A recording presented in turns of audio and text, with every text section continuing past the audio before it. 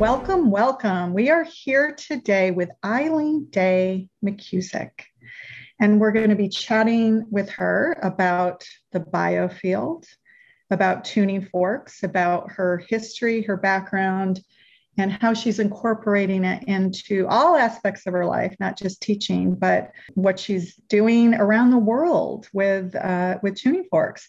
She's a pioneering research in electric health and therapeutic sound. She is also the creator of the sound therapy method, Biofield Tuning.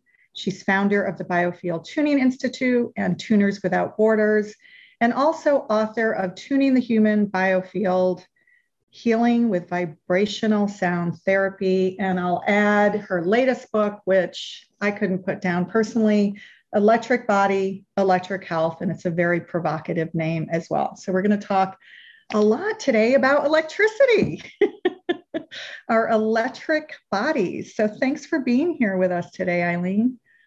Yeah, thanks, guys. Good to be here.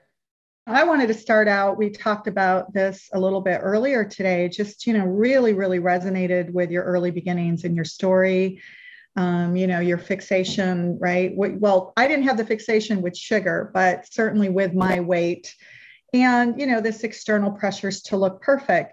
I am curious because this wasn't in your book.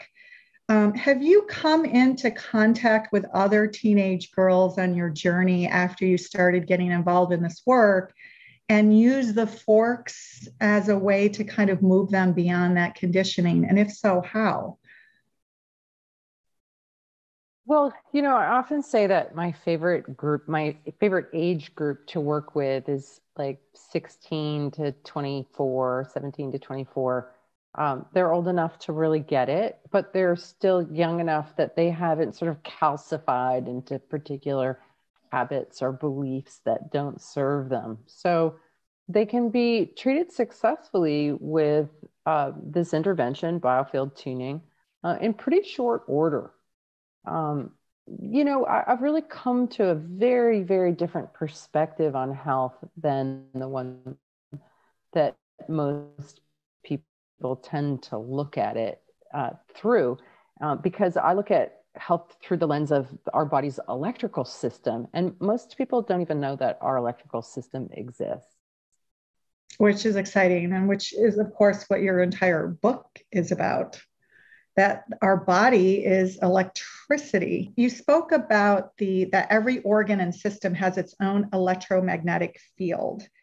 How do they relate to the nadis and to our chakras? Well, nadis and chakras are a Vedic system, right? So they're using a language that originated in a time. When I approached this work, I really didn't want to use any of that language. And I didn't want to use any references to that language, because it was sort of my mission to make this a palatable academic subject. And when you start using language like that, it immediately is going into a woo-woo. And so early on, my first set of tuning forks was for chakra balancing. It was the C major scale, and it came with a little tiny instruction book, and it said you use the note of C in the root and the note of D in the second. And so I started off kind of working with the chakra system, if you will.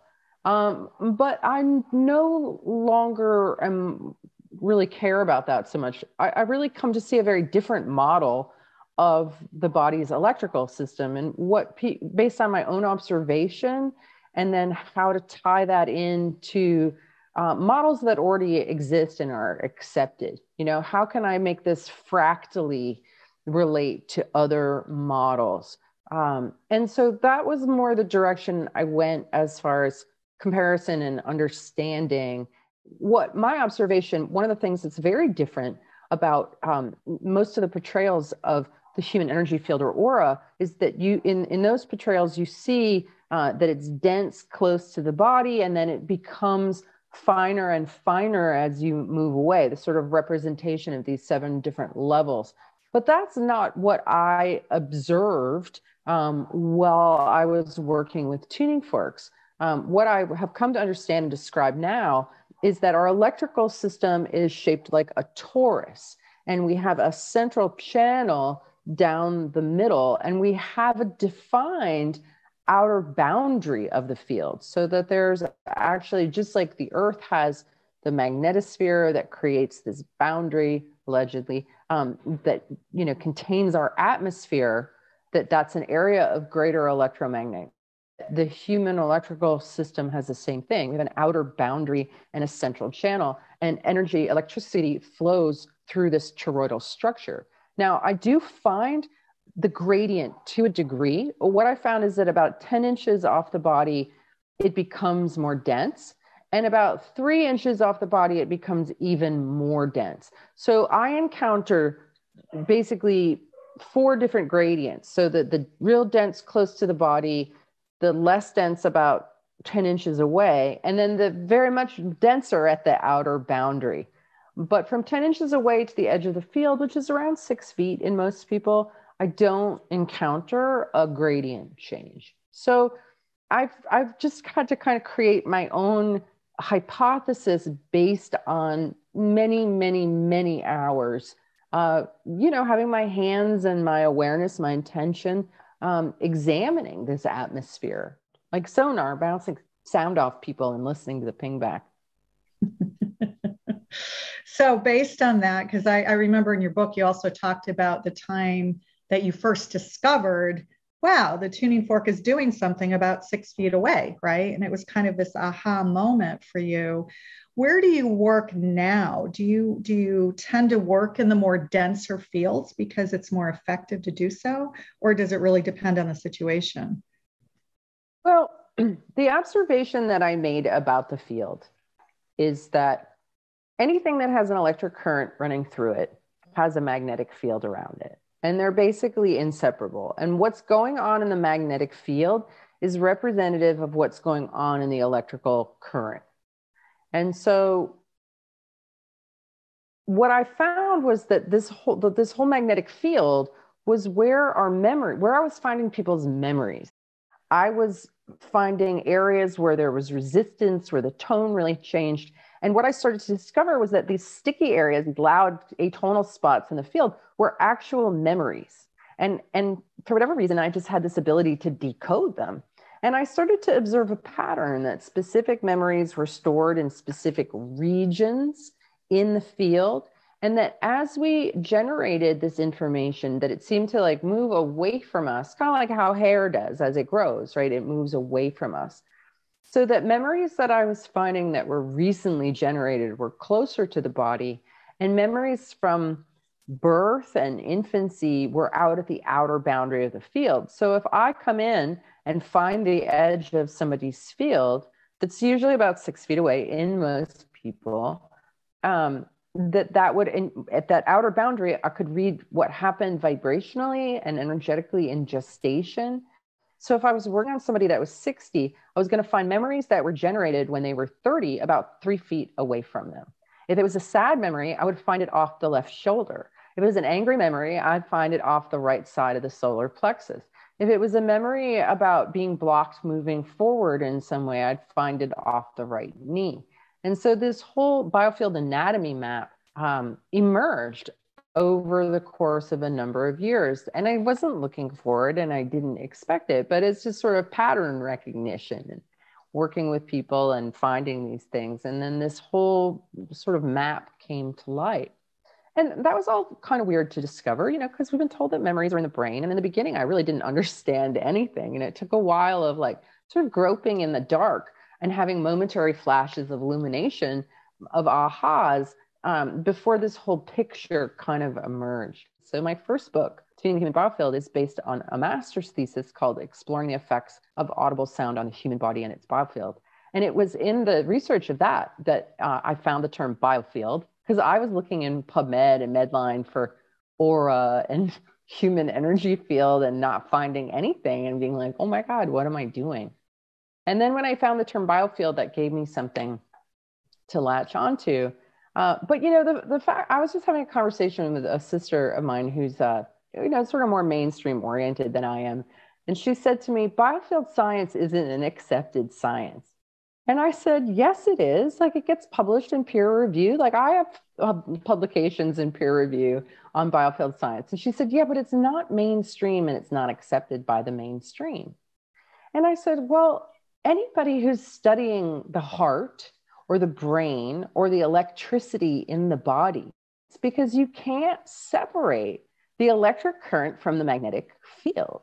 That you just can't. I mean, that is a basic law of nature.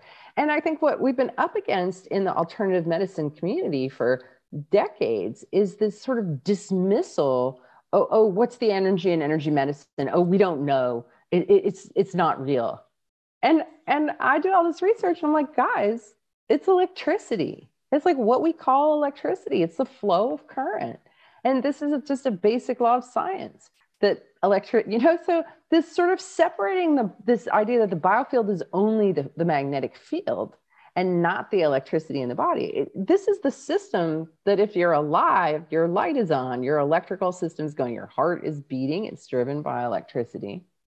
And when you die, your light goes out, your electrical system stops running. So this is both your electric current and your magnetic field. This is where this divide between spirituality and science has been, that we're told we don't have a soul. You know, science is like, you don't have a soul. Like, maybe you don't have a soul. I have a soul, right? And my soul is my electrical system, my light, my inner biological light is the same thing that we would call our soul. And if you think that all of our memories, right? Think about this. Every experience we have, everything we see, smell, touch, taste, feel, is all translated in the body into electrical impulses. So it makes sense that our memories are stored in our electrical system.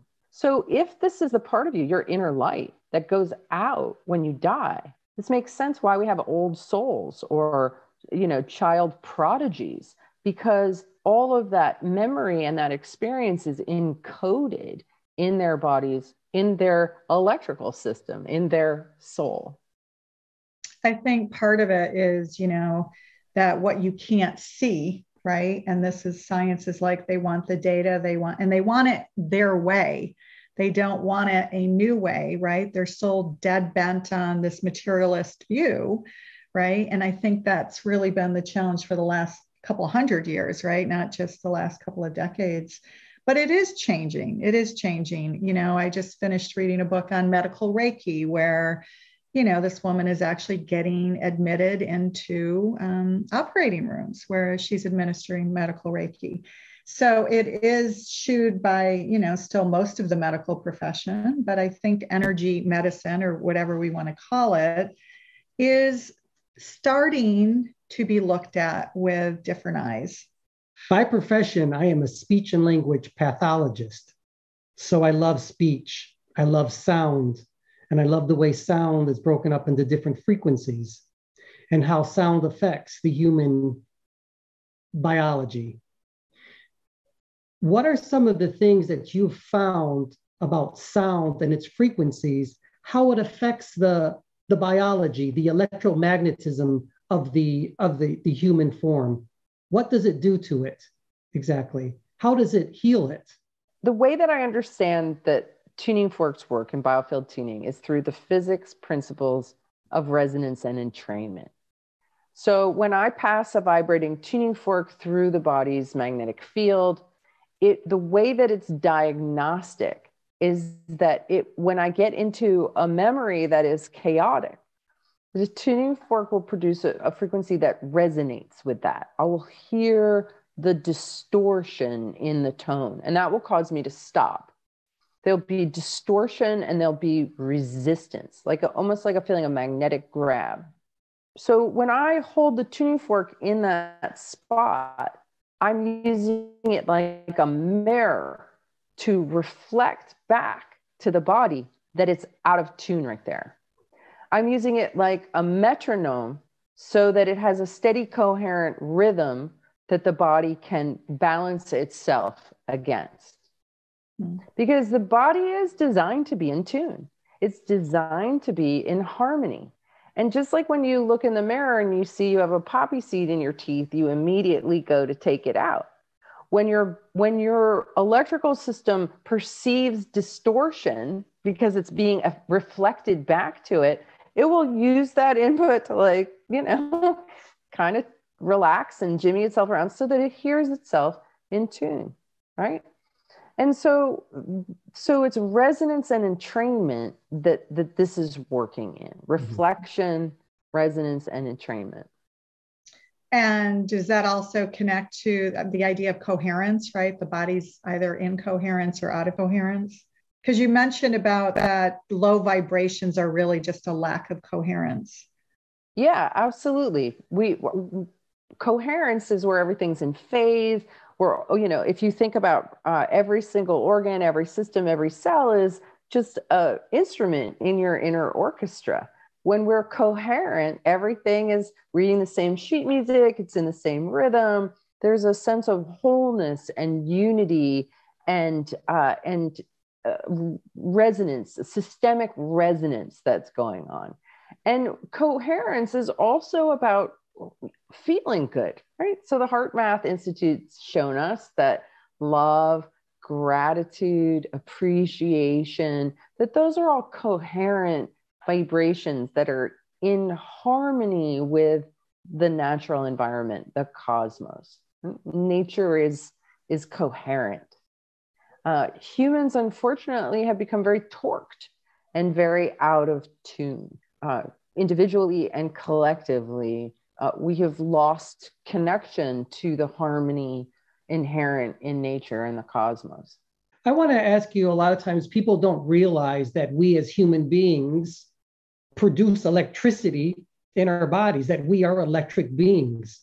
Can you explain a little bit how that happens? How does a human being produce electricity within its own body, and how does it project it outward? Well, we get it from our environment. We live in an electromagnetic environment, and this is something that we're really not told about. So this is like kind of one of those truths you have to dig for. Be like, oh gosh, the whole atmosphere, the whole environment, we're kind of swimming in this electromagnetic soup. And so we get life from our environment, and we get it from living foods, right? When we talk about how you don't want to eat dead foods or denatured foods because they don't have any life force in them, right? I will choose something fresh and local and non-organic over something organic and trucked in and old because it's got more light in it. It's got more sunshine. It's got more juice, right? So we run on electric juice. And we also get that from the air that we breathe. And so oxygen has free electrons. So when we breathe in oxygen, and we're told it's a gas, but it's actually electric charge. And so right when you go to the ocean and there's more negative ions, or you go out into the woods or by a waterfall, there's more electricity. So that you're literally breathing that electricity into your body. The reason why blood that is full of oxygen is much brighter than blood that is depleted of oxygen is because the light of the electricity of the oxygen is the light that is being delivered to your cells. Every single one of your cell membranes needs to carry a charge, right? Your electricity is needed for your heart to beat and your brain to run. But that's all, we say oxygen, but it's oxygen carrying electric juice. Well, that's interesting that the way you explain us as being these electric beings. Are there things such as our cell phones and 5G? Is this interrupting us as human beings and our biofields as well? There's a great book called The Invisible Rainbow by a fellow named Arthur Furstenberg. And he goes into great detail, since electricity, man-made electricity, ocean radar and sonar, AM and FM radio, like every time something like this has been introduced in the world, there's been a wave of sickness that has come along with it. The people who do this kind of research and really dive deep into this literally have the men in black show up at their homes. And so my approach with this subject is that human beings are extremely resilient. We're like cockroaches. I mean, we can really withstand quite a lot of pollution in our environment and still carry on because we have very strong minds and we're very adaptive. So yes, we're impacted by pollution of all kinds, whether it comes from electromagnetic radiation, whether it comes from chemicals, and God knows what else going on in our environment. However, the fittest of the fittest shall survive. And that in order to be resilient and adaptive to the changing and increasingly polluted man-made environment, we can't believe that that is stronger than us, right? Because you can get really afraid and start really going down that kind of thing. And if people don't maintain their health sufficiently, and this is something that I see a lot as a health provider, that if people go down, whether it's with COVID or anything in this environment, it's very hard to get your shields back up. If your shields go down, like in Star Trek, because you've just lost power, your voltage has gotten too low. When your phone gets to 40%, it's the same with people. Like we are batteries on a scale of 1 to 100, right? If you got a little battery meter that you can read about your own degree of voltage and electrical energy and choose, where is your battery meter at? And most people have a number come to mind right away, right? Did you guys? Yeah, it's interesting, right? I mean, it's really our immune system in a way, right? I mean, it's directly related to our immune system and how strong our energetic bodies are. Absolutely. Yeah, I love that. Yeah. Yeah. So if people start to get down to 40%, if anybody answers 40%, it's a quick slippery slope from there. Like we all have a personal responsibility to keep our voltage up so that we stay healthy. Mm-hmm. And most people don't, because they don't feel worthy of taking care of themselves. This has been my clientele, over the last 25 years, are people who don't take the time to do what they need to do to take care of them. They're just giving and doing for everybody else, and then they give themselves. That's very irresponsible. You give from the overflow. You don't gut the principle. You give the extra stuff, and that's super important. And that's a really, really, really hard lesson for a lot of people to get. It takes a cancer diagnosis or something to be like, wow, I was so resentful taking care of everybody else, and my energy dropped and my shields went down and I got sick. But what a great opportunity for me to learn to honor myself. Yeah, I think part of it, I love that, you're really talking about the physical honoring. And then there's also the emotional honoring too, because this unworthiness that we carry around with us, particularly as women, right? And so that shows up as an intention, if you like, of unworthiness. What we believe we become. So if we plug into the fear grid versus the love grid, we're going to get sick over time, because it's like this ripple effect in our field. That's kind of what we see in our work too, using different language. Yeah, I think so. I mean, I think you're absolutely right. Mm-hmm. We all have to be in tune with our bodies and our field. And we have to know when we are not taking care of ourselves. And taking care of ourselves comes in so many different ways. It can be by, the exercise you do, the food that you eat, the people who you're frequenting with, and things of that nature. And if we don't continue to do that, we will slowly break down. And of course, we know that too much stress in our lives is going to break up this biofield that we are. It's going to deplete our batteries as human beings. Mm-hmm. And we just start to be more prone to disease. Yeah. And I think you're absolutely right there. We can't always give so much, because if we don't have it, we're going to deplete ourselves completely. It's funny. I also read in your book that you know Tony Robbins. And so I've known him for many, many years, actually, and also know his complete generous soul. And actually, it's a really interesting thing because Tony talks about this a lot, actually. He kind of talks about, right, if you're not filled up, I think the analogy he used to use is if you don't fill up your gas tank, right, we are like thinking of ourselves as vehicles, then you can't give. So I think it's a really great analogy, right? We just deplete ourselves so much that there's nothing left. And then, then you end up in the position of having no choice but to receive, but maybe receive in ways that you don't want to, because you had a stroke and now somebody's wiping your butt for you. And that's the last way that you wanted to receive. Right? I mean, I hate to be so raw about it, but that's what happens to people.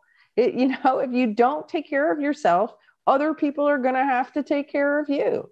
And that's not noble. That's not a good thing. And so I just think that it's, and I'll tell you what, there's really no separating our emotional health from our physical health. Like they're totally tied together. Mm-hmm. Pain, it's emotional, unless you have some structural anomaly, which is rare. But most people's pain, in my observation, is some emotion they don't know what to do with. So they're just trying to stuff it. And it's causing all this resistance in their body. But what that is, it's just you resisting you resisting the truth and the flow of who you are. All the people that I work with who have things like fibromyalgia and chronic fatigue, they're always holding themselves back. They're always resisting. They don't speak their truth. They don't advocate for themselves. They just hold back and feel like powerless victims and wonder why their voltage is so low. It's because they have so much resistance in their electrical flow that it drops your voltage and you're tired. And holding on to the trauma, or as our guides like to say, the perceived trauma, right, in our fields as well from childhood. Right. And so we're holding on to those as well that we've carried for years and years. And then you get that blockage and there's no flow through the body. Yeah. And that's often subconscious. You don't even, it's been there for so long, you don't even know that you're holding it. This is kind of an interesting segue into that you speak of all electromagnetic energy comes in polarities, right? Because we do a lot of work with polarities, positive and negative. Can you talk a little bit about that? Because you talk about, these charged energies spin around each other, right? And the caduceus, you've got a great image in your book about that too, right? That's going around the caduceus, or in other words, in the spiritual language, a kundalini awakening. But why don't you talk about the science part of it? Well, there's not a lot. I mean, but just from a scientific perspective that's understood and recognized is that the surface of the earth is negatively charged and the atmosphere, and especially the sun, is more positively charged. Flowers that come up from the surface of the earth are negatively charged. Bees that fly around in the atmosphere are positively charged, and the attraction between a bee and a flower is very electromagnetic. This is something that they've discovered. So when I, as a human being, stand on the surface of the earth is negatively charged. Negative charges want to go up, right? It's ascending, like the flower grows upward. And so we draw up negative electrical flow. We're drawing this positive charge down from the sun. And these two charges spiral around each other through the central channel of our toroidal structure. And that it's kind of also fractal to DNA, which has the same positive, negative charge plus a neutral axis. It's the same thing. And so it's also represented in the Barber pole because the descending current is usually referenced as white and the ascending current is referenced as red. And so the spiraling energies of the ascending and descending, or the negative and positive current, is the same thing you see in a spiraling Barber pole or the caduceus, right? Or this idea of the Ida and the Pingala. So that's what is going on. And so I become much more interested in this sort of idea of a central channel, more so than an idea of chakras. I mean, chakras, any place in the 7 traditional ones, any place where there's a chakra, there is a nerve plexus. So biologically, you're going to see more electrical activity in that area. So you're going to have a greater sense of the magnetic field or above it, right? But why we're not so concerned about chakras anymore. We just want to get energy that's frozen in the field back into a state of flow. I like the analogy that we're trying to get the energy back into flow and back into harmony again with who we are, because it really seems like a lot of times we need to replenish that energy. And a lot of times we don't do that. I mean, how many times sometimes, like personally, when I come home, I say, listen, I need a nap. I need to recharge my batteries. I remember when my kids were small, I couldn't take naps. And I'm like, oh, I need this nap to recharge. When I don't have that energy flowing like this, I can feel it. I can feel this depletion of energy. My battery is really low. And I think there are so many different ways we can do that. And I love the idea of how you're talking about this energy, of way we're made of this energy, the positive and negative, and how it's flowing. Again, as a channeler, that's exactly things that they show us too. They show the energy flowing like this all the time and going down into the earth and then back up into the atmosphere. That's exactly what they show us. So yeah, it's beautiful. I think that's great. So actually that brings us to, since you just brought that up, it could be interesting to talk about quantum and resonance in the ether.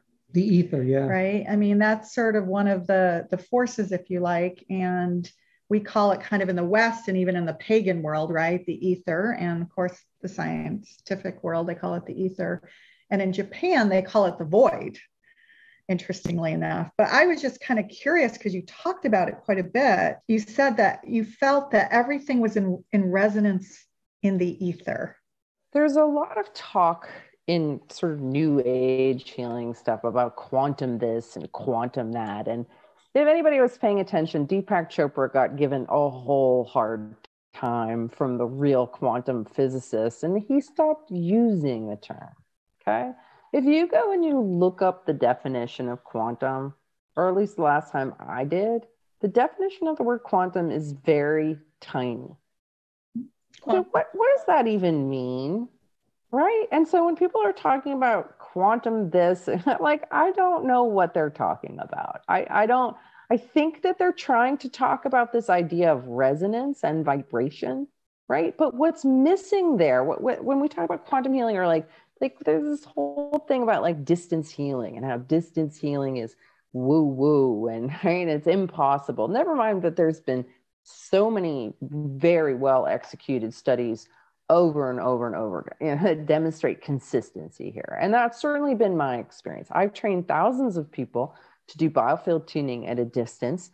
The experiment, if you will, has been executed hundreds of thousands, millions of times. It's always the same story.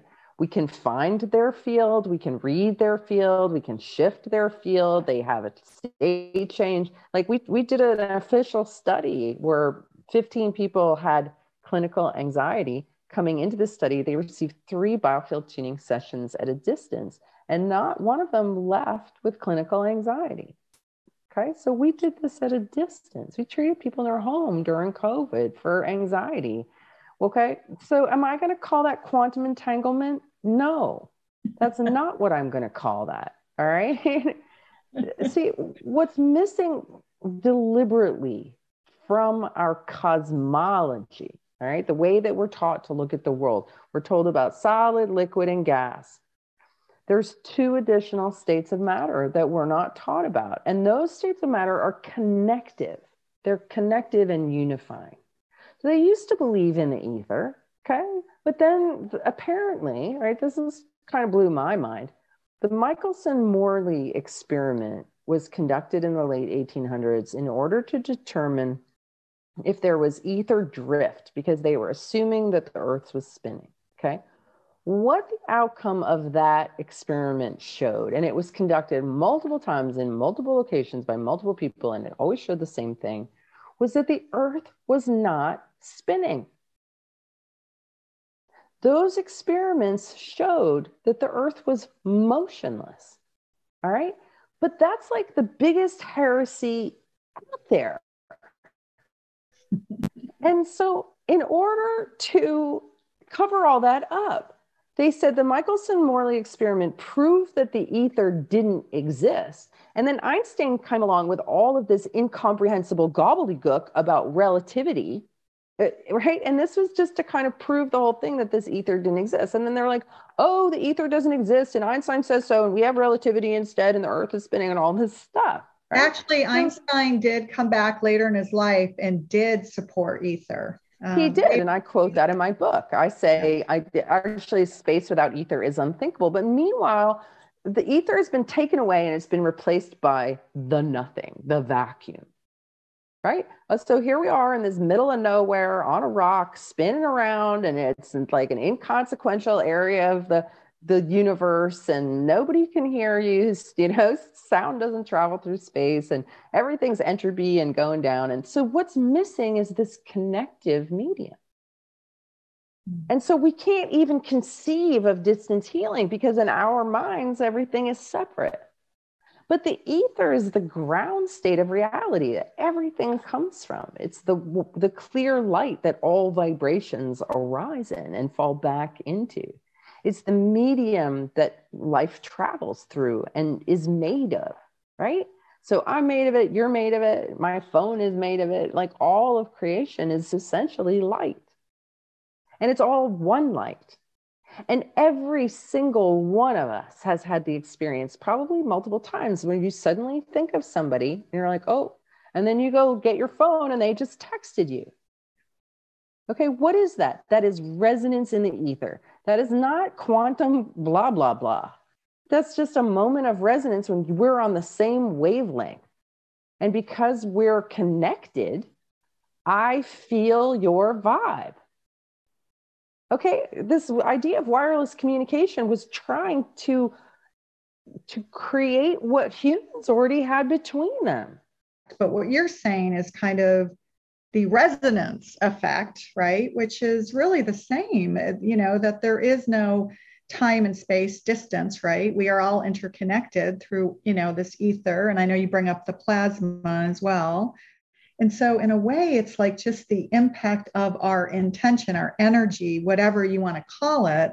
It's not a useful model. I just feel like it's not useful. It's not useful. It doesn't really answer any questions. People disagree about what it means, right? And when we talk about resonance in the ether and talk about, oh yeah, I knew you said that. Like everybody's like, oh yeah, I know resonance in the ether because I've had that experience. I know what that is. So that's useful. When we talk about quantum, we don't even know what we're talking about because different people interpret it in different ways. So I just don't use that language. It's just never been helpful for me. People have been lied to. People have been diminished, dumbed down, disrespected, dishonored. Like we've been dissed big time.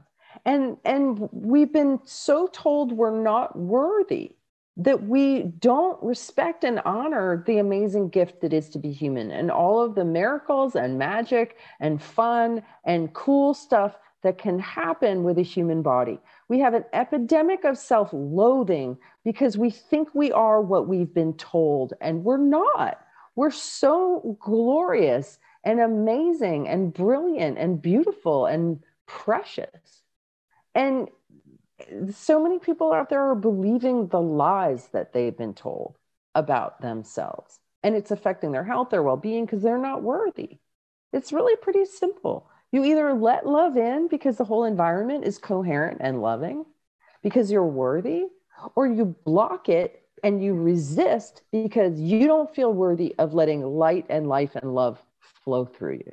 It's fear that comes from so many different directions and places. It comes from childhood conditioning. It comes from the Catholic Church, right? Telling us that Big we're time. separate, the dogma around God and whatever, even in our scientific circles, we can't even use God, universal consciousness, or the cosmic soup. So there's all of these like labels that, if you're scientific, you can't be spiritual.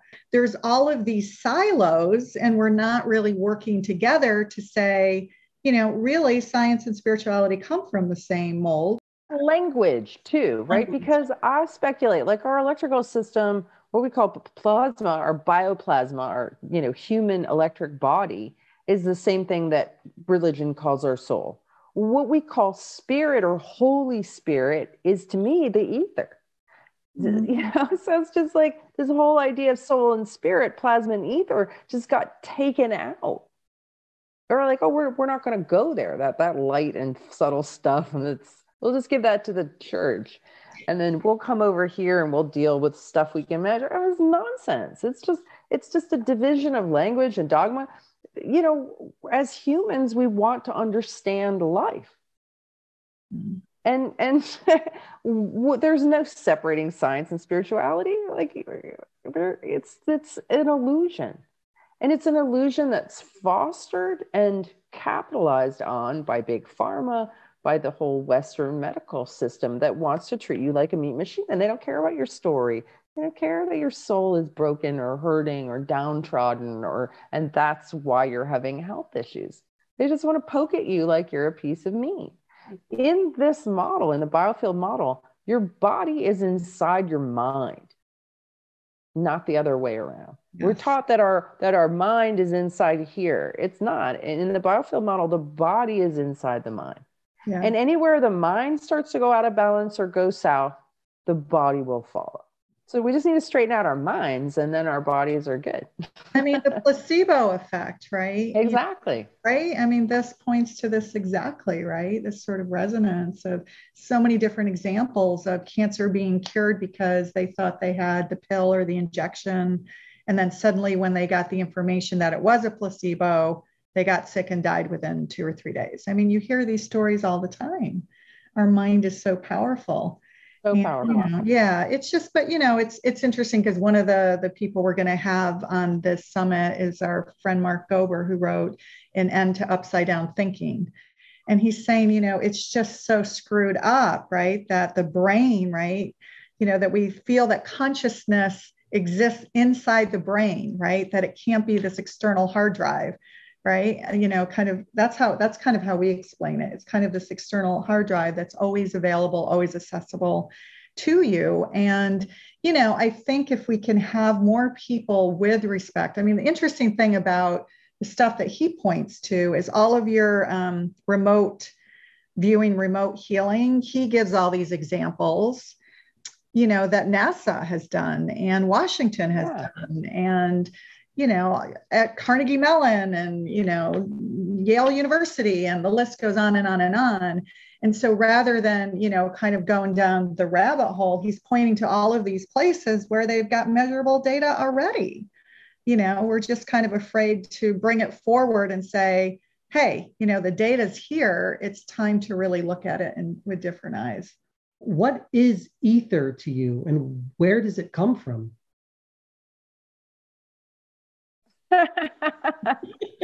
I don't know. I mean, there's certain things that I just don't think we can ever know. I think that ether is like a super fine water. I think that it's all, water is life, right? And so what would ether would be like the finest, most diffuse water and electric potential. Would you say that we are ether? Yeah, everything is ether.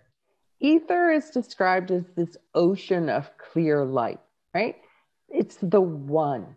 And then it splits itself, it twists, and it splits itself into positive and negative polarities. So the one divides into the two, and from the two come the many, right? So this basic separation of the one into the two, the positive and negative charges, and the torsion that happens. And then they go into this dance, the positive and negative charges. And so everything is just woven light. It's so ether spins itself into plasma, and then plasma densifies down into a gas, and then liquids and solids.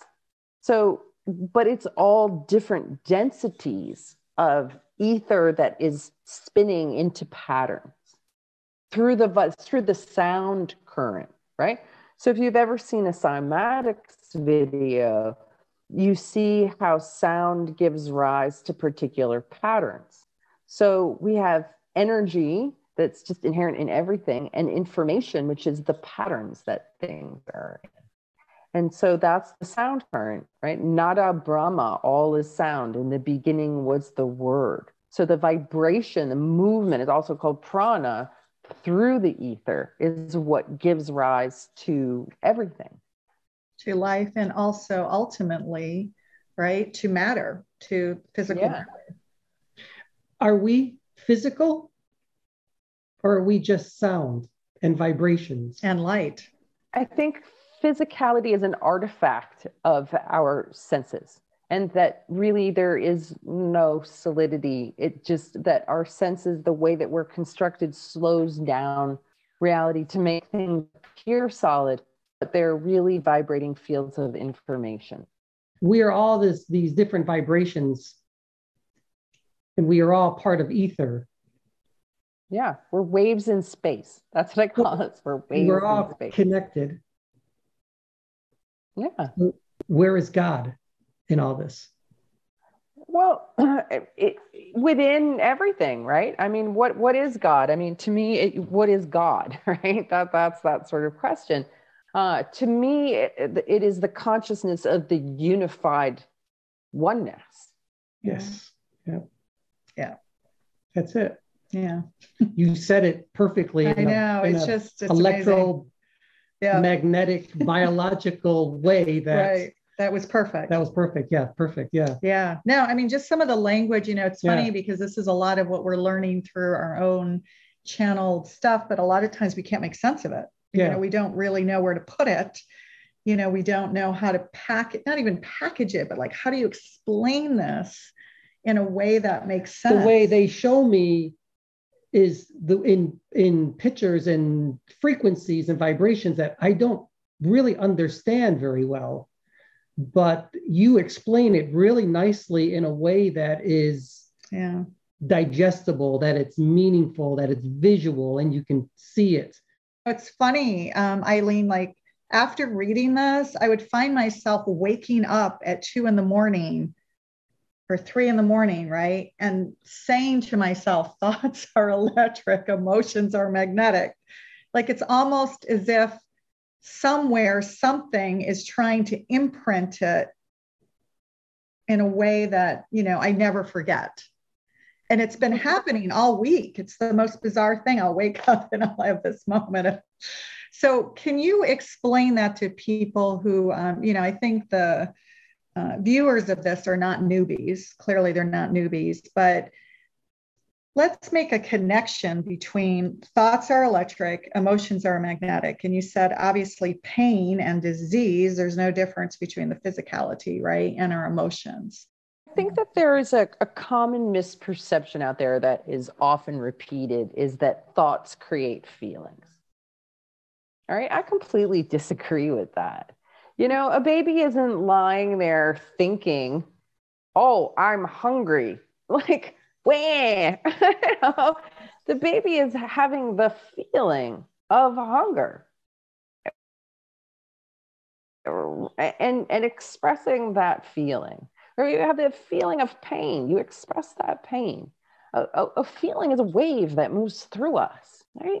It's a wave of jealousy or a wave of anger or a wave of grief. Like we've all had that experience. It's a wave. And I think that it goes, I'm a bothist. So I would say it goes both ways, that you can be feeling fine and then all of a sudden start thinking a thought, and then that will create a wave of feeling. But I think more primarily, it's our feelings that give rise to our thoughts. And we might even be feeling a feeling without realizing we're feeling it until we start thinking it, right? And a lot of people try to avoid feeling their feelings, and they just try to think their feelings. So people who have minds that won't stop, or intrusive thoughts or whatever, those are emotions. Those are feelings trying to be felt. And expressed. Right? Because a feeling is a wave. A wave is generated, it rises up, it crests, and then it falls away. Emotions are the same thing. They rise up, they crest, they want expression. What's all this stuff frozen in our field? It's sound we've never made. It's tears we haven't cried. It's words we haven't said. It's truths we haven't shared. It's, it's all of these sounds that we've just held back in, that we've suppressed, that we've repressed instead of expressed, right? So I would say that a feeling is more, it doesn't maybe even necessarily have words to it. It's like a wave, it's a movement. And then a thought is, it's more linear, it's more, it's more localized. It's a different way of energy running through our body. And people can think one thing and feel another, and not necessarily be even connected to their feelings. That's where people get pain. When they're like, oh, I'm not allowed to feel rage, and I'm not allowed to feel hate, and I'm not allowed to feel, be a bad girl. So I'm just going to pretend that I'm fine. But oh my God, my back hurts, my hips hurt, you're not fine. You got all these emotions that you're not being real about, and you're not letting those waves break through you. It actually reminds me of the work I've done with somatic dance with the Emotion Institute, where you're not speaking, right? You're just moving through the emotions of rage. What does that look like in your body as you're moving, as you're dancing around the room? Primarily for women, although I think, it's not necessarily isolated to women, but it's a way to kind of release rage or release grief through your body, right? It's so necessary. There's been this big movement towards mindfulness, which I don't think is necessarily a bad thing, but I don't think people need to sit down and shut up. I think people need to get up and make noise. I think people need to bang on drums and dance. The last few years especially, we're not singing, we're not dancing. I look at my parents used to ballroom dance. They had a great time. It was really stress relieving. And it's just, we're not behaving like humans. There's a reason why, especially the Native Americans bounce up and down and make the sounds that they make and play drums, because it helps to discharge your stress. That's what humans need to do. And sitting down and shutting up is not, think about that, versus banging a drum and dancing around. What makes you feel better, just kind of considering the two? I'm part of a djembe drumming group. So, what you can't see around here is there's drums everywhere. So so you guys get it. Yeah. And we do fire circles and stuff like that. The shaman in us always wants to be released, right? Even if we don't do it in this lifetime. Yeah. There's always that indigenous energy kind of running through all of us, right? All of us. Indigenous is everywhere, right? Our indigenous elders are in Sweden, South America, Kenya. It doesn't really matter where in the world. We have the indigenous knowledge and ancient wisdom that we've lost and we don't honor anymore. And that's why we have this disconnection to nature, right? That you live in Vermont, right? There's a connection, when we lived back east, right? There's a connection to nature, right? You're going out and you're hiking and, we grew up in the Adirondacks, right? So we're on the lakes all the time and we're connecting with the birds. Mm-hmm. Yeah. I love the idea of sound, especially as a speech language pathologist and a speech scientist. I love sound, the waves, the resonance, every way that we use sound to produce language and music and all of these things. When I was first opening up too, anytime there were all different types of, depending on what was being played, I could feel the sound going literally through me, and these waves would carry frequencies and resonance that called other literally energies through and would come through and talk. So for example, when we were in Mount Shasta and we were doing shamanic drumming outside by the lake, he would literally chant, these energies would come through him. And then, forward wind the clock. Now we do a lot more crystal bowls actually. And, when the crystal bowls first started getting played, he just started, his whole body would go into spasm and I can control it all now. The interesting thing about sound and speech and expressing yourself is, even before I opened, I lived in New York. I had terrible neuropathic pain throughout my entire hard palate, soft palate, gums, the pharynges, everything. And then once I was able to release that, all the pain once the sound came out, the frequencies, everything just went. The chants, it was a lot of Diva Pramal chants. So yeah. See, there you go. You the pain is sound. You know, if anybody's listening, you got pain. What kind of sound does it want to make? And give yourself permission to make that sound. Go off in your car, go someplace where you feel really safe, and just start making sound because that you'd be surprised what can come out of you and how much better you feel afterwards. And it's free. It's free. And if people don't know, they can just, there's millions of guided meditations and chants online for free, right? On almost every website. And also the repetition, right? Sanskrit kind of talks about that. Well, you really resonated with the Sanskrit. I think even as a pediatric speech language pathologist, when there is music being played for children, music therapy, you can see their bodies shifting, becoming more grounded, and they slow down, they become more focused.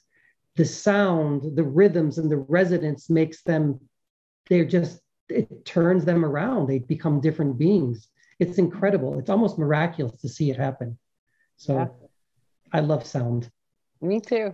So I know we're getting to the end here, but I have one final question, mainly because we are both really interested in it and we're learning about it and trying to learn a bit more about it. And that's sacred geometry, right? And so you mentioned a bit about sacred geometry and its relationship to the etheric body and kind of this hidden secret order, right, of sorts.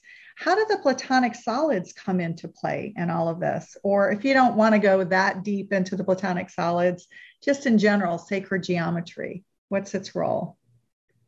Well, I think sacred geometry really brings together a lot of disciplines, and it's something that we're not educated about. And that, the way that I got into it is there's this really cool school in Vermont called Yestermorrow, where you can they have a treehouse building for women and, finished carpentry, all kinds of hands-on stuff.